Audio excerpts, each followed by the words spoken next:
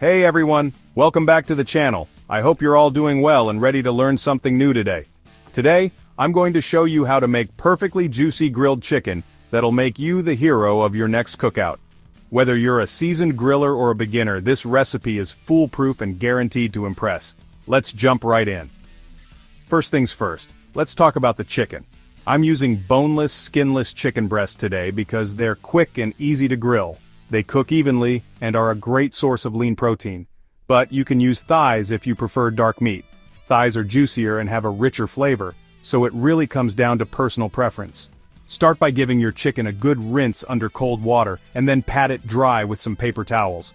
This step is crucial to remove any excess moisture and ensure the marinade sticks well. Now, the secret to juicy grilled chicken is all in the marinade. Here's my go-to recipe. It's simple yet incredibly flavorful. Mix together a quarter cup of olive oil, which helps to keep the chicken moist and adds a nice richness. Add 2 tablespoons of lemon juice for a bit of acidity that tenderizes the meat and adds a fresh, zesty flavor. Then 2 cloves of minced garlic for that aromatic punch. Garlic is a must-have in any marinade. Next, a teaspoon of dried oregano and a teaspoon of paprika. The oregano adds a hint of earthiness, while the paprika gives a subtle smokiness and a beautiful color. Finally, season with some salt and pepper to taste. These basic seasonings enhance all the other flavors. Whisk that all together in a bowl until it's well combined. You want the marinade to be smooth and well mixed. Place your chicken breasts in a large resealable bag and pour the marinade over them.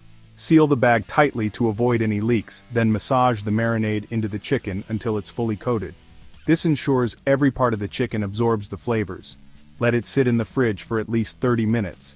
This allows the flavors to penetrate the meat. But if you can let it marinate for a few hours or even overnight, that's even better. The longer it marinates, the more flavorful it will be. Alright, time to get grilling. Preheat your grill to medium-high heat, which is around 375 to 400 degrees Fahrenheit. This temperature is perfect for getting a nice sear without drying out the chicken. If you're using a charcoal grill, make sure the coals are nice and hot before you start. You want an even heat distribution for the best results. Take your chicken out of the marinade and shake off any excess. Too much marinade can cause flare-ups on the grill, which we want to avoid.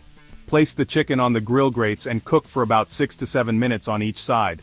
You're looking for nice grill marks and a golden brown color. Here's a pro tip. Don't keep flipping the chicken.